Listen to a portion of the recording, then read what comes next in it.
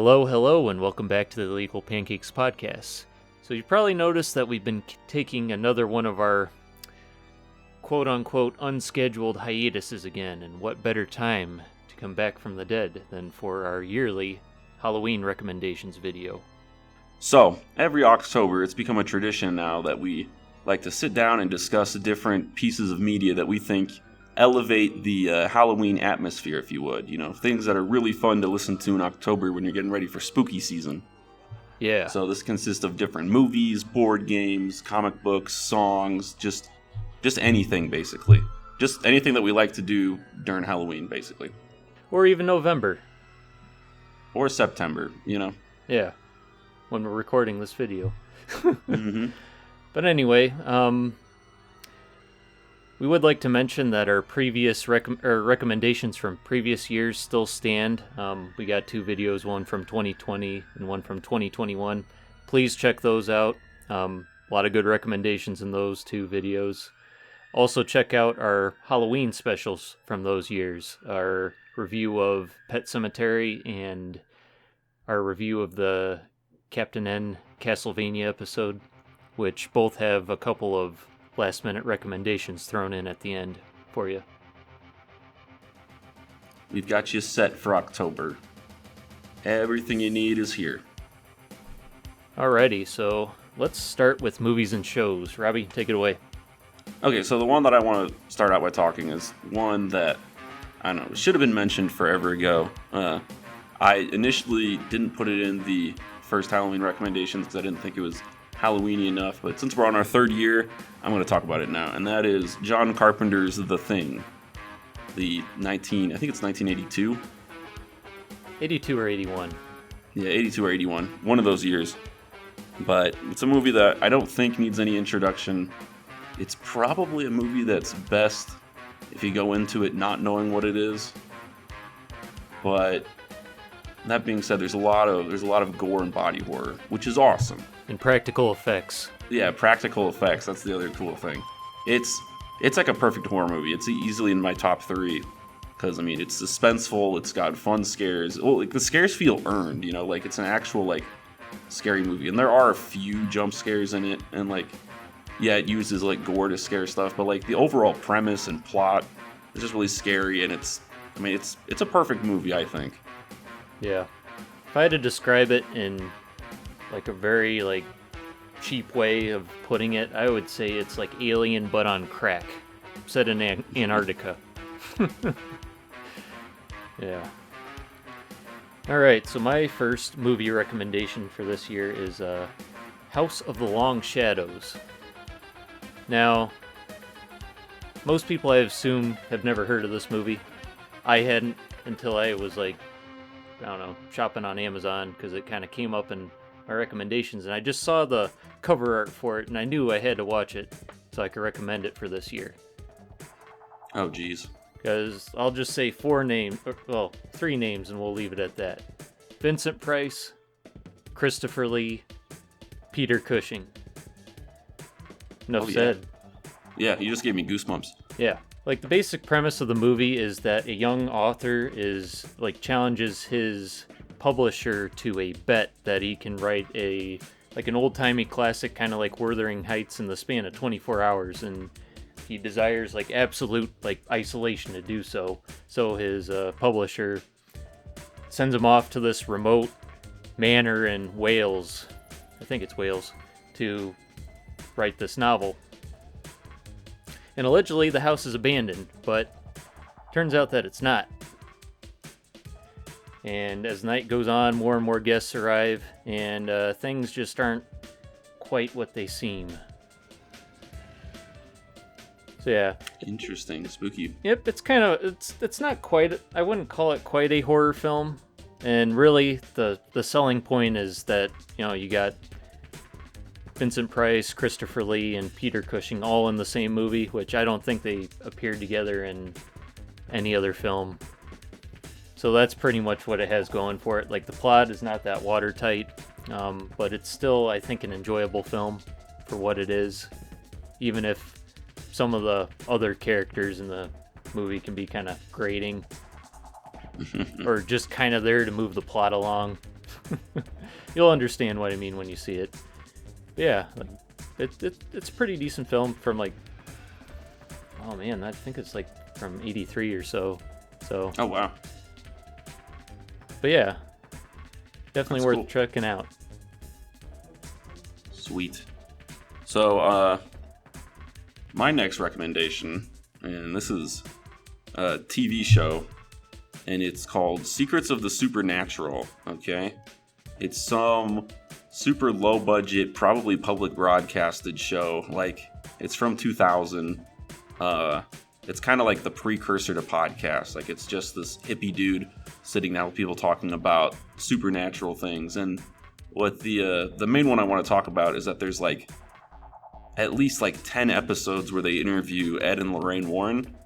And if you don't know who they are, because you haven't seen the Conjuring movie, they were these two people that basically they made a living by going on ghost hunts, okay? Like, they consider themselves demonologists and stuff. And I mean, if you guys know me, like, I take, like, stuff like that pretty seriously.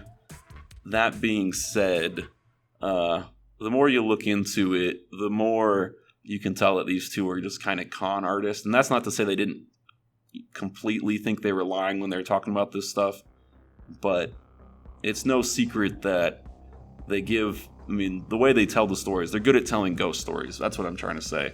I mean, there's a huge debate over how much of that stuff was real. I personally lean more towards it's not real. That being said, I hate to be the guy that says, yeah, those two people who used to go on ghost adventures, they were fake and they're just doing it for money. Because, like, that is just so, like, stupid cool. Like, and usually what I will do is I'll put on, like, either, like, a playlist of music, and then I'll also put on an episode of that. And because all the episodes are on YouTube, and, like, you'll just be listening to, like, creepy music while, like, they're talking about all the different experiences they had with, like, Annabelle the doll and all this stuff. And Yeah. I don't know, it's a really fun rabbit hole to go down to, because it's such a weird and, like, fun thing. Like, just these people, and they were at so many different, like, famous, like, haunted things. Like, they were at the haunting in Connecticut. They were at the Amityville horror thing. Like, they were a huge part of that.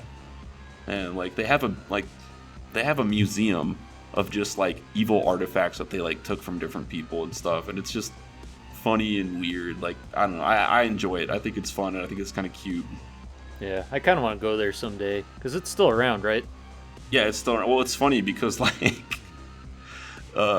their son is, like, in charge of it all now, and, like, he clearly doesn't take this stuff as seriously as his parents, because the Annabelle doll, which is, like, a Raggedy Ann doll that they believe, like, killed a bunch of people by making them have car accidents, they had it locked up in, like, this wooden case that was made out of wood that was soaked in holy water, and they have, like, all these signs about do not open. And there's just all these videos of their son just, like, opening it up. I'm like, yeah, here's the doll right here. Just casually moving it around. Yeah. Yeah, it's kind of funny that you mentioned, like, the whole con artist thing and the Conjuring, because, like, yeah, and part of that, I think they, like, show them go into, like, a house call to check out a supposedly haunted house, and then they're like telling the people, oh, it's just these pipes that are, like, expanding and, like, pushing on boards in the house that are making, like, this creak noise. It's not ghosts and whatnot. Yeah, but I don't know, I think it's a fun little listen to / watch. Yeah, they're definitely an interesting pair, to say the least. Okay, so since I already mentioned Vincent Price, I might as well talk about the classic House of Wax. And yes, I am talking about the classic version from 1953, not the piece of shit one from 2004 or whenever with Paris Hilton. No, the House of Wax, the one that's in the National Film Registry, because it was like the first major studio 3D film or something. So yeah. So the basic premise is that a gifted wax sculptor supposedly dies in a fire caused in his old museum, or in his original museum. Then years later, he resurfaces with a new one. He's crippled, and people are starting to notice that a lot of the figures in his museum resemble people that have disappeared. Spooky. Yeah, what a coincidence. Yep. So what it ends up being is it's actually more of a like mystery movie than it is like an all-out horror film. Yeah, I think it fits more in the old dark house genre. Yeah. So like it's almost like an early like proto version of what you'd get from like I don't know, Silence of the Lambs or Seven, just not as psychological. But it's still a pretty interesting movie to check out.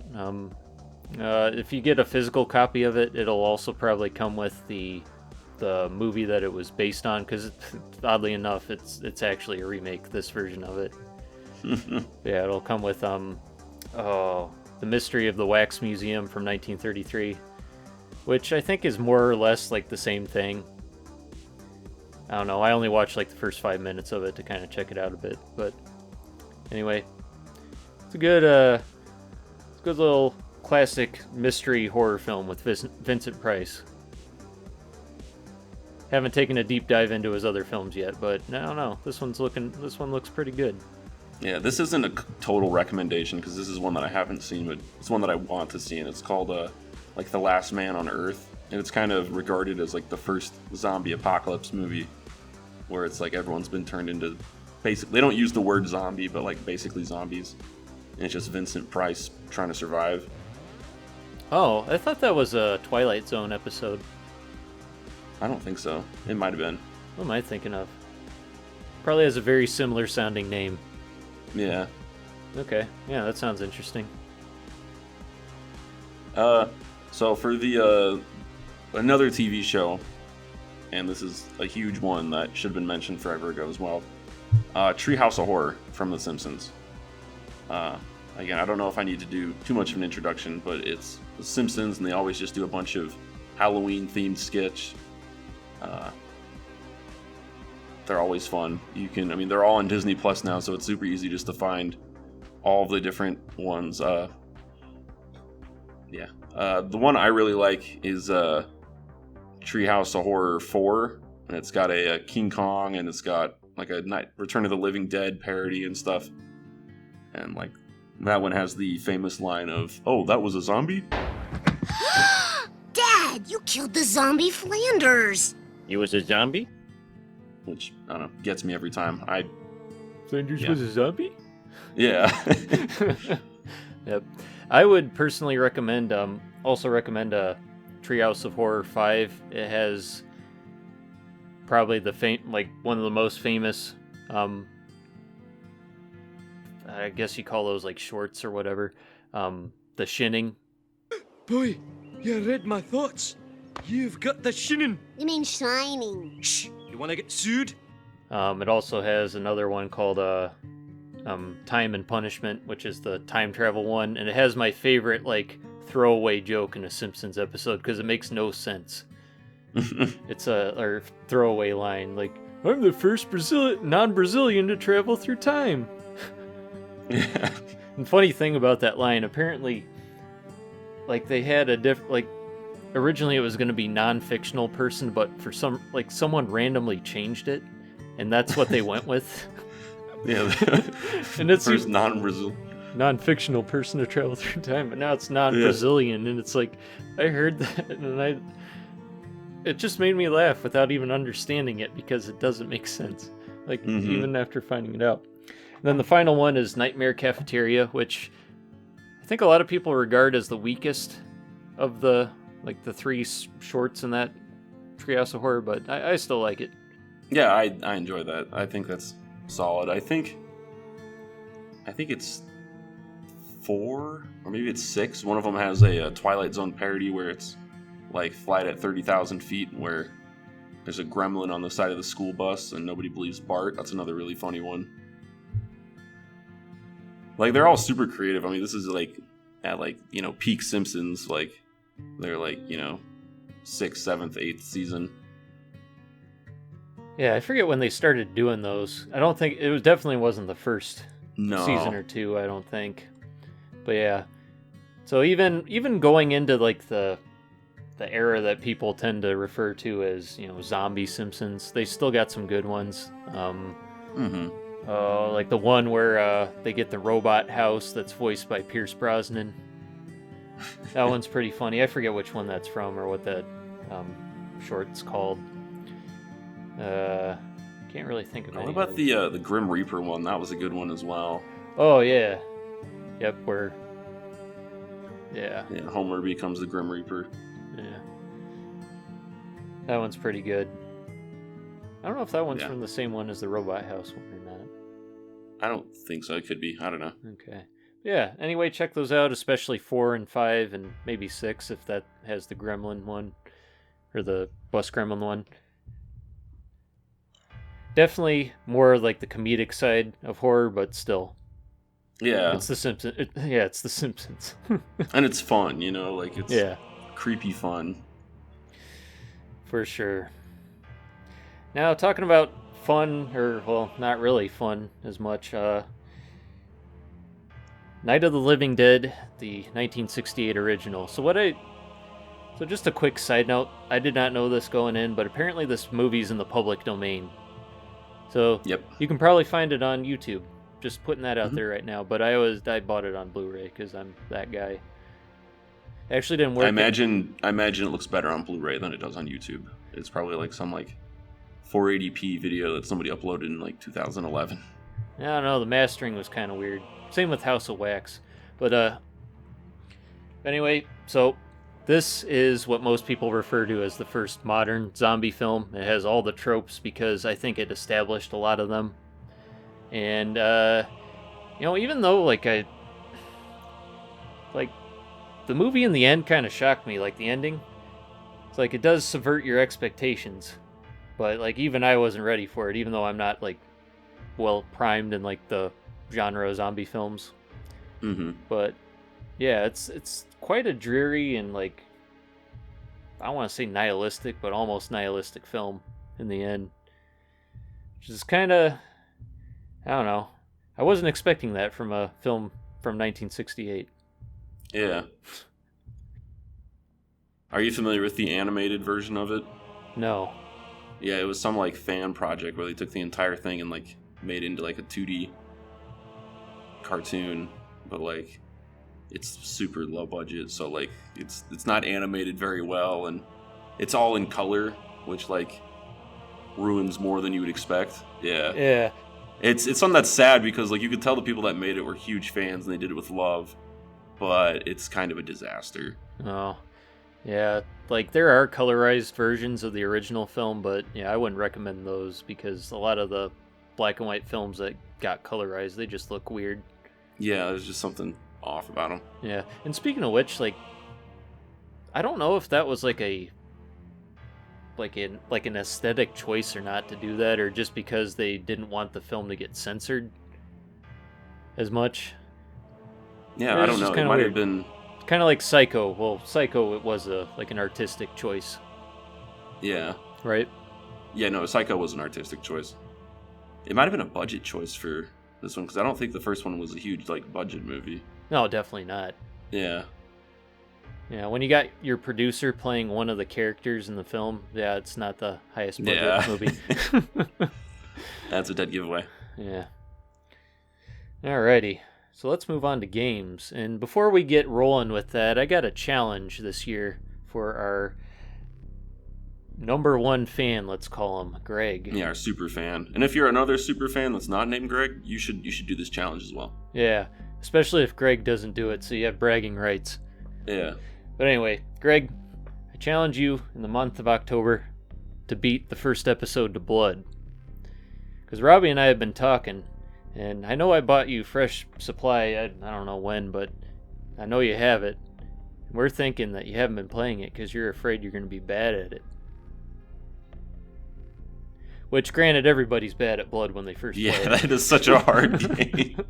It's not even Dark Souls hard. It's just savage. It's build engine bullshit AI hard. That's what it is. Yeah. But anyway, yep, you got the whole month. You gotta do it. Then I'd say play it on lightly broiled because the other difficulties aren't going to be that challenging, I don't think. And you gotta do it without punching or choking any babies. What else? We need some other. You don't have to drink a can of Boomer juice. I can tell you that. Yeah, you don't have to do that. Can't punch any babies. You can't speak any Latin. No gamer words either.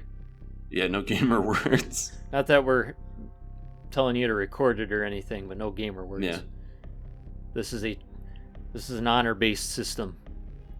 But yeah, just tell us what you think of it. And if you want to play it on co-op, we'll play it on co-op. That'd be fun too. As long as it doesn't chug like the one time we played it. Was that for Blood or Quake Miss in July, like 2 years ago or last year? Yeah, I think so. Yeah. Yeah, it was not liking the fact that we had Audacity running in the background, at least for me. All right, so let's get into our games. Oh wait, you didn't have any, right? Yeah, I don't really have any. Oh, crap. I'm like at this moment trying to think. I guess okay, I have one that I can give on the spare at the moment, but I'll let you go first. Okay. So since Robbie mentioned The Thing, well, actually that was a last minute thing for him. I already had this written down. I just want that to go on the record. It is a Thing board game called The Thing: Infection at Outpost 31. Now, when I was playing this with Robbie and his brothers and sisters, they kind of described it as being like the game Avalon, which I don't know how well known that game is, but it's pretty much a hidden role game where most of the players are playing as humans, trying to scavenge supplies and escape from Outpost 31, and then the remaining players are the Thing. And basically, they're trying to, prevent them from either collecting the necessary supplies. They got to either try to destroy the outpost or escape on the helicopter with all the survivors. So yeah. And what I like is that, like, maybe not halfway through, but like a third of the way through the game, you can get randomly assigned to be a thing. So it's not like you have the same like role for the whole game.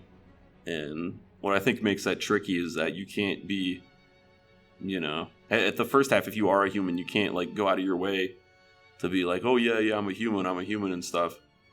Because then if you become a thing, then, you're going to have to start, you have to join the other side, which I thought was really cool. I don't know if I described that well.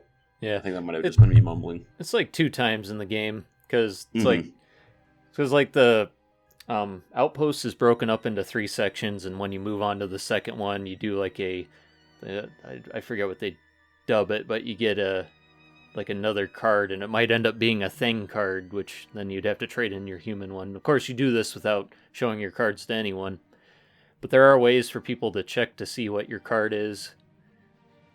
Towards the end of the game, you get some like blood tests right before you let people on the helicopter. But yeah, but I've only played it the one time, but from what I've heard, it's very easy to win as the Thing, which wasn't the case in the game we played because... Yeah. The one thing you have to know if you are going to play it, like, the first couple rounds, if you are infected, you're going to want to, like, just blend in. Like, you don't want to start trying to attack and ruin stuff. You don't want to be like Steven, and when you get your card that says you're the Thing, you want to be like, oh. Yeah. Or whatever he said. Because damn I forget what I was he said, screwed. yeah. I was screwed at the end, and I messed up too. It's like I didn't sabotage enough because I was just trying to be the good guy, but then I got a blood test, and they knew I was the Thing, and then I didn't get let on the helicopter. Yeah. It sucked. It's a cool game. I like it a lot. Yeah, it was fun. It was fun. I'm kicking myself for that. Yeah, no, it was definitely we've only played it like together in a group once, and I really want to play it again. Yeah.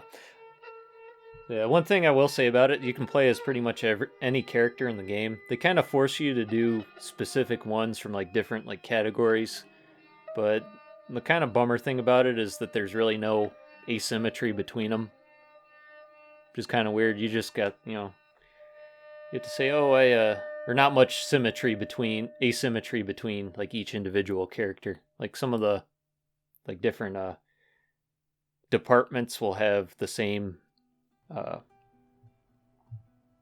whatchamacallit, like same like abilities. Stats and abilities, yeah. That the other ones don't. So it's more or less you're playing the department rather than the character. So that's kind of a bummer. Mm-hmm. Well, it is cool they did the effort to put all those characters in. Like, I was surprised, and Yeah. The little like models they have look really good too. Like you can recognize all of them. Yeah.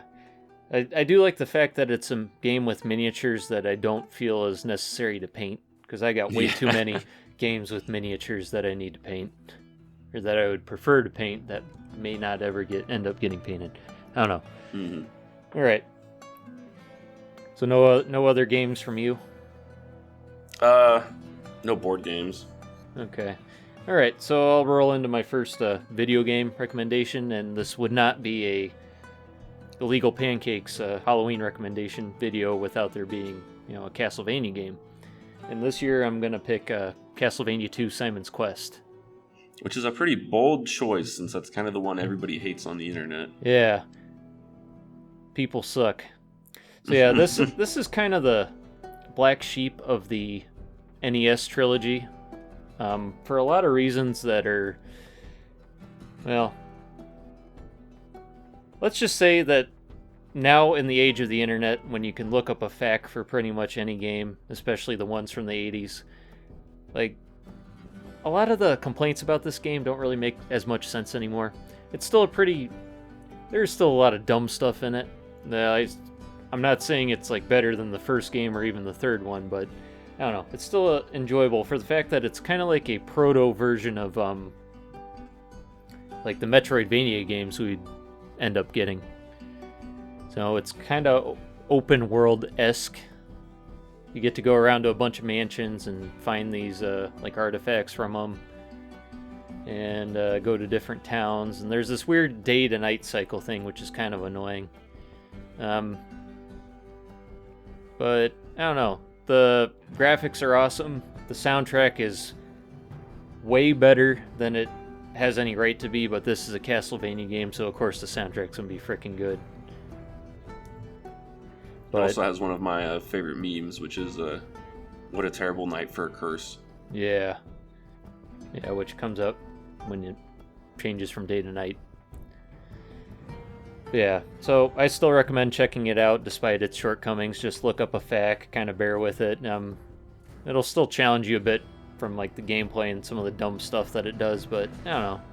I remember for a while there was like an illegal modded version of the game that you could buy for Nintendo that tried to like fix a lot of the shortcomings. Yeah, if you want to go like the ROM route or the emulator route, there are improved versions of the game. I haven't checked out any of them, so I can't really recommend them in particular or really note any of their names. I know there's one that speeds up the day to night transition text and lets you skip it, and also like makes all the like the villagers like dialogue or whatnot not be all blatant lies. So yeah, whatever version that is, like try to find that. Yeah, and I haven't played any of the modded versions, but I've seen people on the internet who say that they are perfect and they make the game amazing, and I've seen people on the internet that say even if you play this, the game still sucks. So, I don't know. Only way to really know is just to play it. Yep, just go in with an open mind. Yeah. And you got to keep in mind that, I mean, there's more to video games than just the actual gameplay. You know, there's the art direction and atmosphere and stuff. And yeah. Castlevania 2 is very good at that. I would say it's better than the original when it comes to like atmosphere. Yeah, maybe for atmosphere in certain ways, but not like 100%. But I think a lot of that has to do with the difference in the music, because it does have some, I don't know what the word is, like more foreboding or brooding tracks to it. Especially like the password screen. I don't know what the hell that shit is, but it kind of, I don't know. Am I thinking of the right one? I don't know. No idea. I don't know. Check out the soundtrack too. I'll just say that right now. It's got a way better soundtrack than it has any right to have. But like I said, it's a Castlevania game that wasn't on the Nintendo 64, so it's actually good. Or the soundtrack is. Yeah.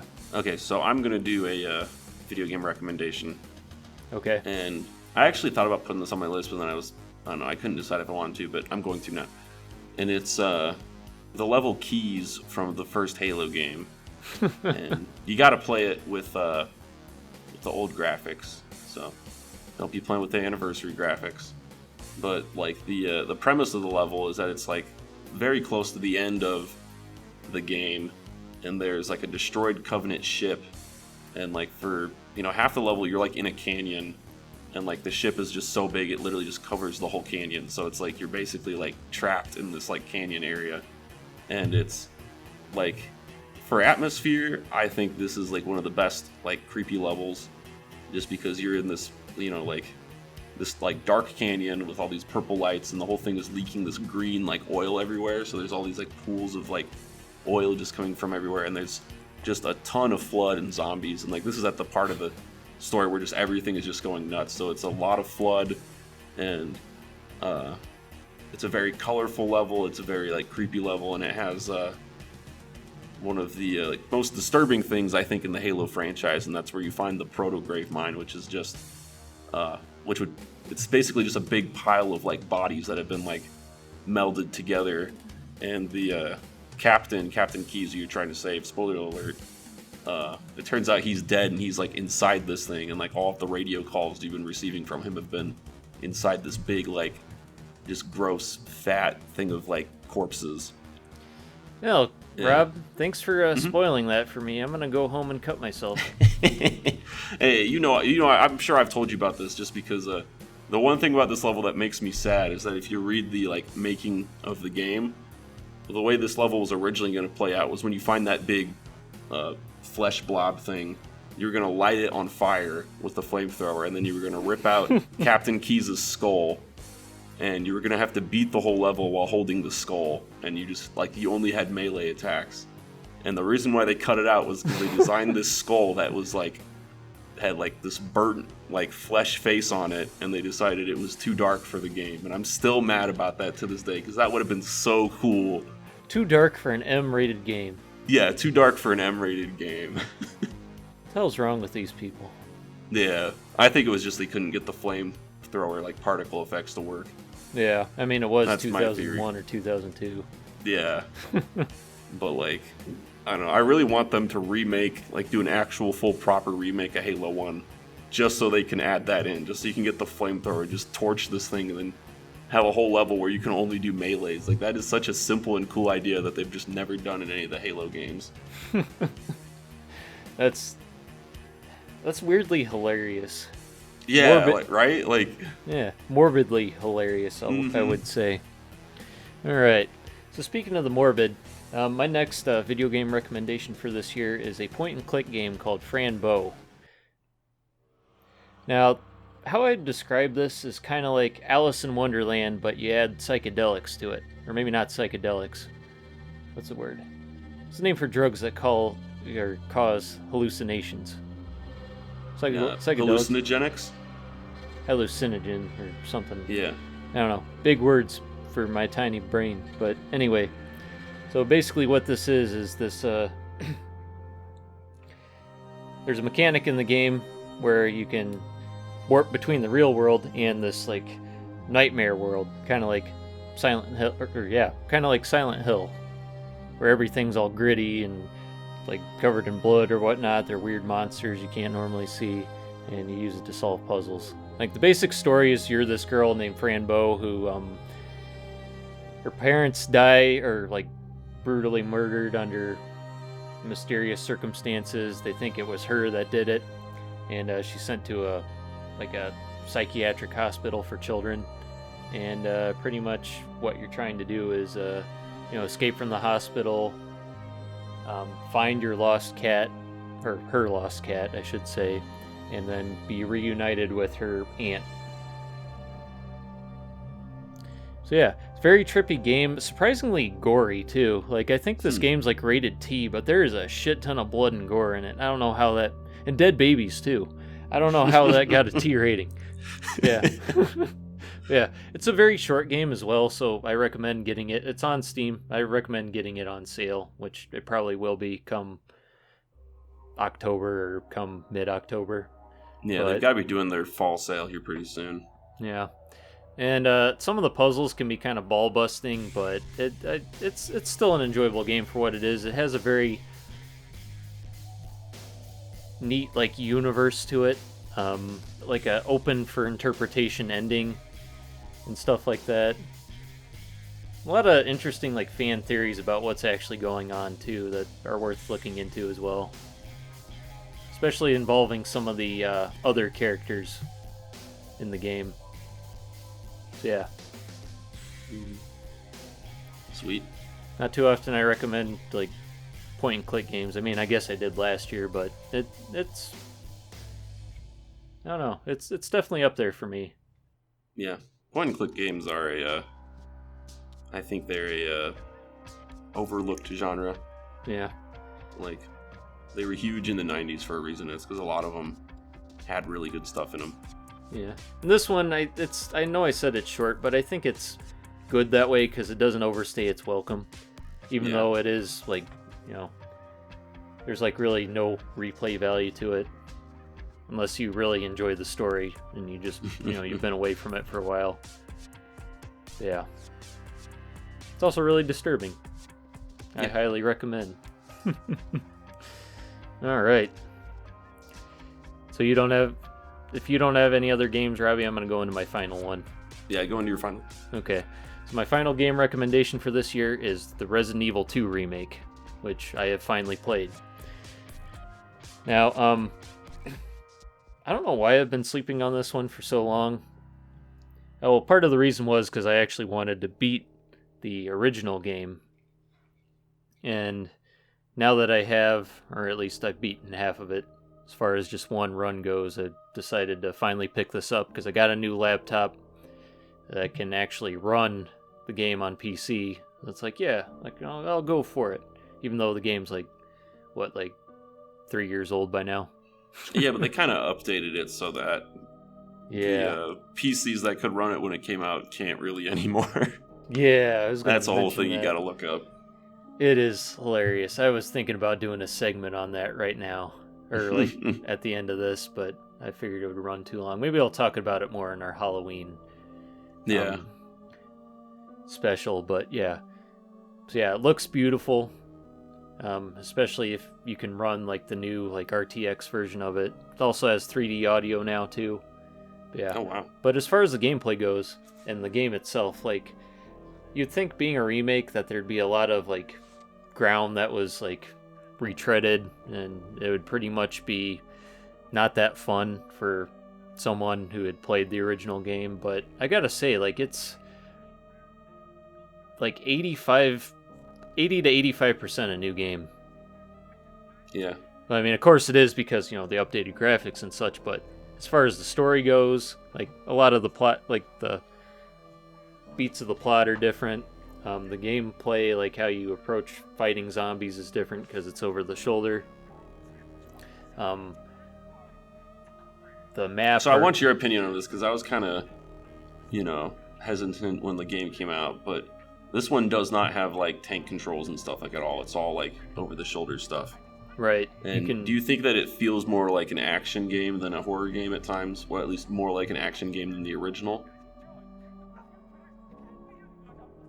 Yeah, maybe a little bit. I mean, you do, like, the thing that they do to kind of make it so that you're not running and gunning, and I kind of have, I don't know, I don't really like this much. It's, like, called focus or something. So where, so after you initially, like, start aiming your weapon, like, you'll notice your crosshairs kind of bloomed out a bit, and then after a while it'll, like, settle. And your shot will be more accurate and also do more damage. And I think that's like... Well, they did that so you wouldn't be, like running and gunning, like I said, but it also slows down the gameplay to a bit more of a crawl. And also, since you're able to like actually manually aim your weapon, like with a crosshair and such, like of course they're gonna make you, like aim for the head and stuff because that does the most damage. And really, like, that's the only way to like actually really know that you've killed the zombie, because that's another thing too. Like, the zombies they'll take a lot of damage in this game. It's kind of annoying. But yeah, but like if you blow their head up with a critical hit, you know you've got them. But and you can also you can use your knife to kind of like see if they'll get back up. So if you like stab them with or cut them with it, they'll like get back up. Or you can cut their limbs off so they don't move around anymore. Yeah. Yeah. But yeah, there's also a really neat sub-weapon system they introduced in the game. It's used mostly to like escape from enemy grabs. So like you can use your knife to kind of escape if an enemy grabs you, or you can even use grenades and stuff, which I think is kind of extreme, but still kind of cool. Especially, okay, I have a scientific question for you, Robbie. Okay. Okay, if a big old, how would I describe this guy in the least politically correct way? Oh, dear. Are you just gonna, do you mean Mr. X? No. Oh, okay. I was going to talk about William Birkin, but okay, like most like, let's say if the Hulk mutated in not quite the right way. So this guy's got this big old arm and he's trying to crush you with it, like, you know, push down on your head. And you got a grenade and you want to try to use it to escape from him. Where do you throw that grenade? Like what do you do with at it? his face. Okay. At his arm, maybe. At his Okay. foot. Maybe at his nuts. I don't know. Yeah, I kind of end up like you just throw it behind him, and like it's clearly close enough to you that like the fragments would go like beneath like the space in his legs and get to you, but still. Okay, it's really dumb because for the zombies and the lickers, you just stick it in their mouth. That makes sense. Yeah. Yeah, There's one place you want to get close to on a zombie. It's its mouth. yeah, like you can even use like flash grenades too, which I don't know if they like do any damage to the zombies. They screw up the lickers a bit. Like I mean, when you just stick them in their mouth, but I don't know. It's an interesting system. You can use them as like normal sub weapons. You can toss the grenades normally and stuff, but I don't know. It didn't come back in the Resident Evil 3 remake, and that's kind of a bummer. I think they could have done more with it. They did. That's what I think everybody said about that game. Yeah, that's like that pretty much sums it up. From what I understand, I have not played it yet. Maybe I'll be a contrarian like Greg. Yeah, maybe. I don't know. That was a word. All right. So let's move into books, comics, and like stories. Because holy shit, this has been going on a long time. Yeah. All right. All right. I'll go first with my story. So, recently this year, I went and I got my hands on the Warren Ellis run of Moon Knight because I wanted to read a few Moon Knight comics for the TV show. And yeah. Oh no. So I could watch the TV show and go, oh wow, this is taking a lot of creative liberties. Some for the best and some not as much. But basically the basic premise of this, I mean, one of the major complaints with the Moon Knight comics was that they were too much of a ripoff of Batman. And yeah, these comics definitely do have some Batman vibes to them. But essentially, this is run, it's just a collection of stories of Moon Knight solving different mysteries. What's cool is that he deals with like supernatural mysteries, like they call him in if it's like, if it's something more has to relate with like ghosts or like magic and stuff like that. So it's really cool seeing him, having to deal with different ghosts, and he has to learn different incantations and stuff. And, I think he's a cool superhero just because he is like absolutely insane and he has no clue what he's doing. He's still able to pull it off. And the one comic, I can't quite remember the name of the issue it is, but it has to do something with mushrooms. But essentially, basically this comic has like some of the craziest art I've ever seen. I'll have to put a picture of it up here on the screen. But like, in order for him to figure out what's going on with this like doctor's office, he has to like leave his spirit. He has to like do like an astral projection type thing, and he takes him to this really weird, just like, it looks like a Grateful Dead album, but like way better. Like it's just really cool art. So like, I don't know, this comic definitely gets a big like thumbs up for the art. It gets a thumbs up for action, and it gets a thumbs up for being creepy, weird Halloween stuff. So it gets Very, very big recommendation. The only problem with these comics is that these came out like pretty close to the same time that Warren Ellis got canceled by the Me Too movement, and because of that, I don't think Marvel is going to ever reprint these. So it's like next to impossible to get your hands on like a compilation, like a hardcover compilation, or even a like paperback compilation of these ones. I think they exist, but they go for like hundreds of dollars, and the individual comics go for quite a bit of money as well. So I just went on to like the iTunes bookstore and bought the whole thing for like $15. And like I prefer to have physical copies of like my comic books and stuff, but if I can pay $15 or like, you know, a couple $100, obviously I'm going to go with the cheaper option. So that is one problem with it, but aside from that, it's a very easy recommendation. Yeah, for sure. Speaking of easy recommendations, it also would not be an Illegal Pancakes podcast Halloween recommendations without some Lovecraft. That's and I got 3 stories for you this year: The Festival, The Lurking Fear, and Pickman's Model. Is that like Pikmin 4? Is that spelled the same way? No, probably not. I have no idea. No, it has nothing to do with that. with the Nintendo game or the Nintendo series. I don't think I've met a single person who's actually ever played Pikmin. I think I have, but I haven't asked them about it. Mm-hmm. You know? I have no idea what you do in that game. I've heard it's like a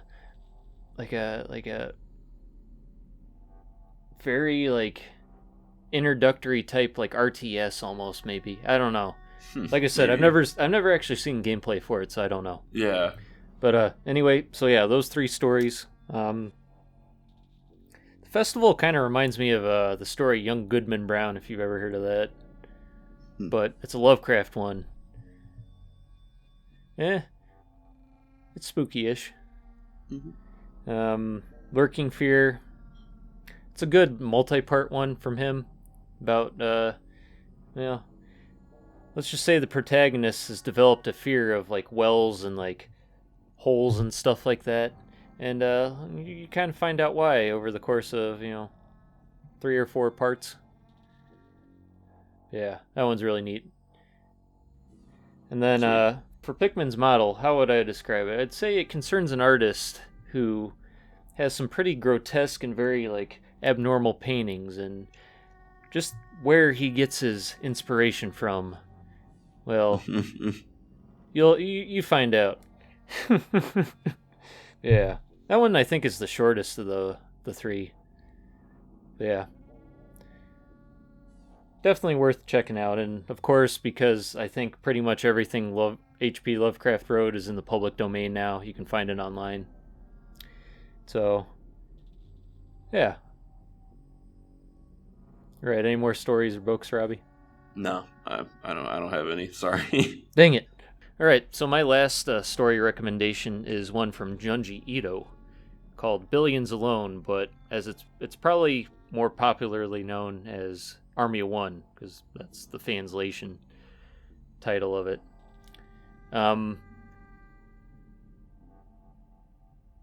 Yeah, I don't really want to give away too much about the plot to this one, but from what I understand, and this is the Junji Ito wiki that says this, so I have no idea how this statement has actually been qualified or not, but apparently it's considered Junji Ito's magnum opus of his like short form stories, his one-shots. And after reading it, I can kind of understand why, because it's probably the best example of his style of writing, like the style of horror he tries to use. It's not a great story of his in terms of like the art, but it's still a pretty interesting tale. Like it concerns a guy named Michio, who's a recluse. He's been pretty much locking himself up in his room for the past 7 years. He's turning 20 soon, and then he finally starts to go out, but there have been a bunch of weird sewn together corpses that have been appearing of, people, like couples or like large groups of people who have mysteriously disappeared recently. just showing up randomly in public spaces. What does it mean? And what is the Army of One? I don't know. Find out. Yep. Junji Ito's picture book.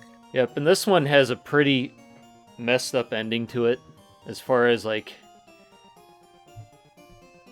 yeah, like I don't want to spoil too much, but anyway, Robbie, since we haven't really done anything like Junji Ito related in a long time, I think it would be nice if we maybe as kind of like a bonus did a review of this story. Yeah, no, we like could for maybe sure sometime do that. this month, and yeah, because it's really short, or it's decently short. Yeah. We could do it for the anniversary of the Uzumaki anime not coming out. Because that was supposed to come out, I think, on the 22nd this month, and I have no idea. I have no idea when it's coming out now, well, besides next year. Yeah, Yeah. that would be perfect. Yep. And If it's bad, like, holy cow. yeah, it's also not saying anything good for any future. Mm-hmm. Like, because of just of how long it's been. But yeah, like one last thing, I would definitely recommend the version of this you can find online. I don't know the specific translator or whatnot, or the fanslator, I'll call it, but I think I'll post the link in a comment down below just so people can find it. And I'll do that with like the other stuff I recommended that are like in the public domain or whatnot, or that you can find online. Mm-hmm. Kind of similar to what I did with Headless Cross and the Symphony of the Night soundtrack last year. So yeah. All right, Robbie. Albums and music. Okay, I'll go first. So, as you guys probably know, if you watch, a handful of these videos, I'm a pretty big fan of the synthwave genre, even if it is kind of dead now. And if you know much about the synthwave genre, it's pretty heavily influenced by a lot of the music from horror movies from like the 80s and stuff. And New Retro Wave, which for a while was like the main publishing company for a lot of synthwave music, they've released these like tracks. I don't know if you can get them as a full album or not, but they're called I think they're called the Horror Tapes. Hang on, let me look at my notes. Yeah, the Horror Tapes. So if you look up New Retro Wave, the Horror Tapes, there's like a handful of them. And they're all they're all pretty good. They're just different synthwave songs. And they're all, creepy. They're designed to sound like the creepy music you hear in like old 80s horror movies and stuff. There's actually a really cool cover of the song Somebody's Watching Me from like the Geico commercials. But it's actually like a cool, like creepy cover of it. And it's a lot of fun. That's hilarious. So that's a very easy listening recommendation if you're just like, I don't know, doing work on like a spreadsheet or something and you just need something in the background to keep you like focused. And that's a very easy recommendation. Alrighty. So, I've already mentioned Blood once this video, so I'll mention it again. I recommend you check out the Blood OST. And specifically, I would say check out the CD version of the soundtrack. A lot of purists will say, oh, the MIDI version is better, but to be honest, I think it makes, when you're playing the game, it makes the game sound too gamey. I don't know. And also, like, for some stupid-ass reason that escapes me, like, the CD tracks are always, like, really, really freaking loud. Some of them more than others. Like, the Carnival song, it is loud as shit on that level. Like, I have to turn that all the way down, almost, just to hear myself think. But yeah, it's, like, there's some surprisingly atmospheric tracks in that album.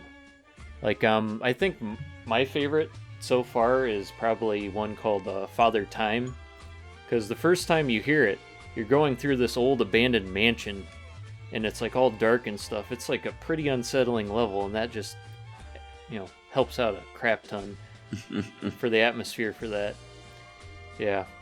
It's kind of a bummer that it's like a short album, because I guess that was just the how it was back then. CDs didn't really have that much storage space. They also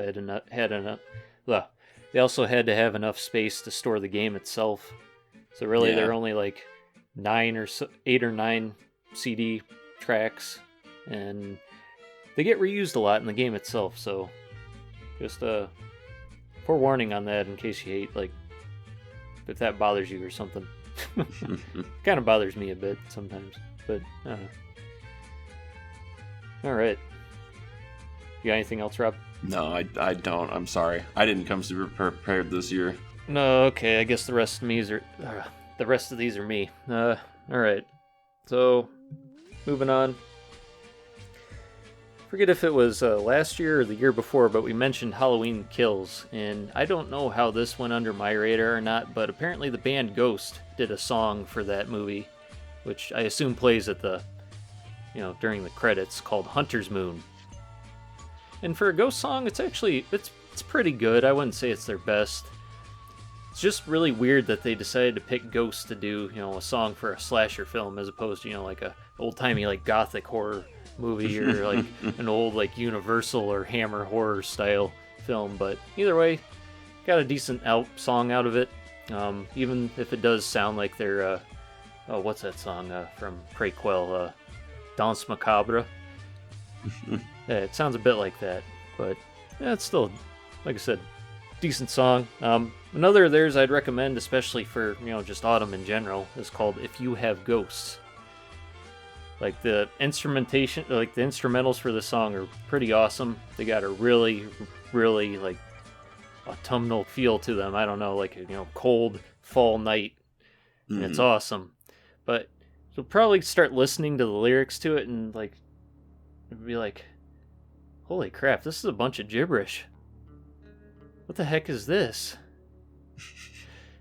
Well, the song's a cover, so I might as well talk about the original version as well, and the album it came from, which is called The Evil One.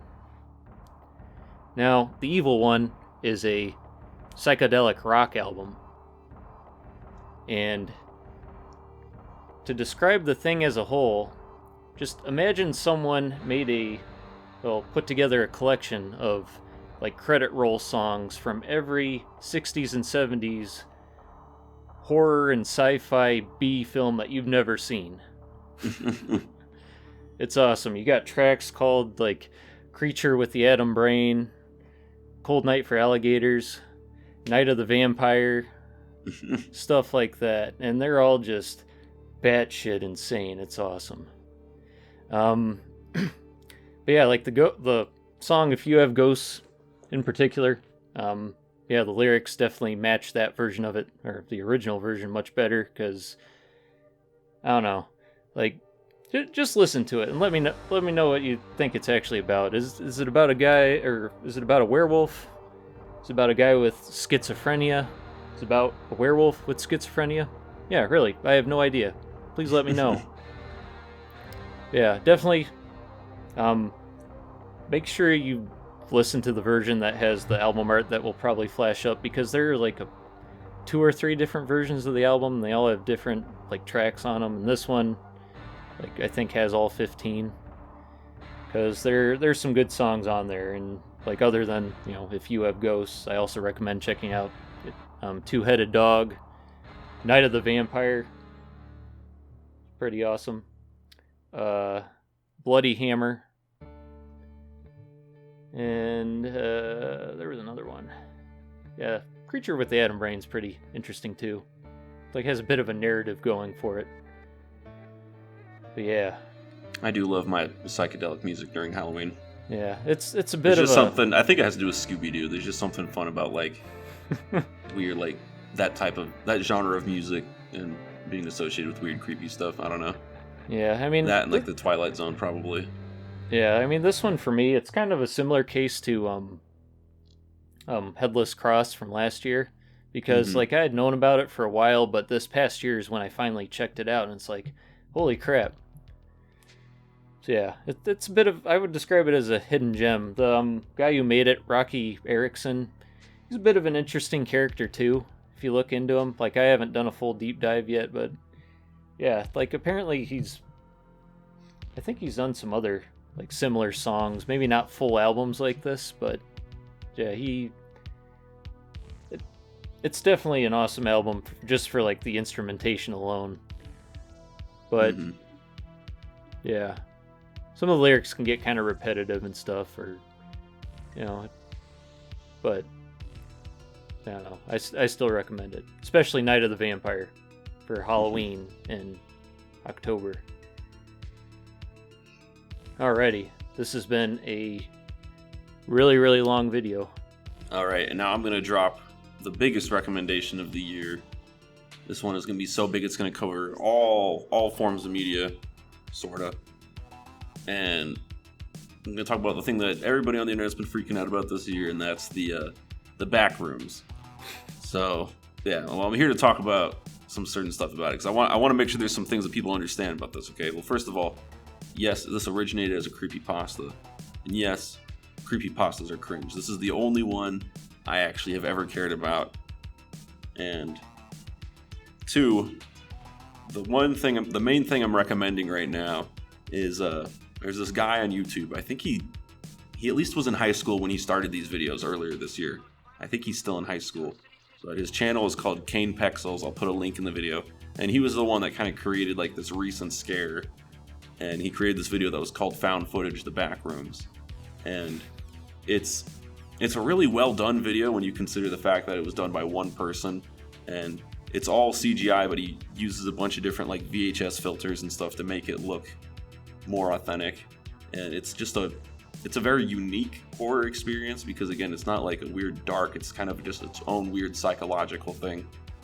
But what I personally prefer is all the videos he made after that. So it's a full series, and it's just like a bunch of collection of random like VHS tapes and stuff. And if you watch all of them, what's cool about it is that like it does tell a story, but it doesn't tell it through like exposition or anything like that. It's just showing you random things, and you yourself, like the viewer, kind of can put together what's going on here. About there's this corporation called Async, and they created this portal to the back rooms, and they, in a lot of ways, it looks like they created the back rooms and stuff. Just like that's why like all of the floor and carpet look basically the same, is because that was all they could really generate, And it's cool to see, like, just through all the different, like, a lot of them are like security footage tape, and then there's it's like an OSHA video about it, which is just cool. And like you can see just how like this whole thing just like went out of control, and they created all these weird monsters and stuff.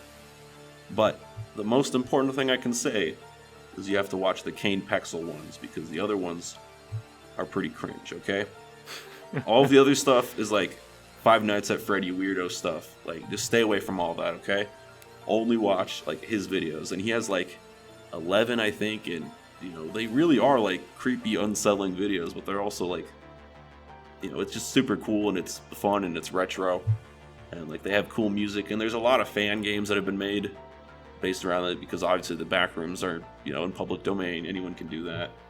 Obviously, I haven't played. I thought about doing that for like Halloween this year. We would just play through as many as we could on Steam, but I'm like, that's a lot of work. Maybe after I graduate and I only have to work 40 hours a week, then I might do a big project like that, but not right now. But I don't know, I think it's a really cool and it's a unique horror thing, and I think it's really fun. I'm both excited to see where the story goes, but I'm also kind of dreading, because a lot of times when you create a big story like this, it's hard to end it in a satisfying way. But I just think it's a really fun, creative thing, and it all spawned from this picture, which is on the screen, which is a picture of an empty office building. And to this day, nobody knows where this picture came from. Obviously, somebody posted it on 4chan, but like the actual building, like nobody has figured out what building this is.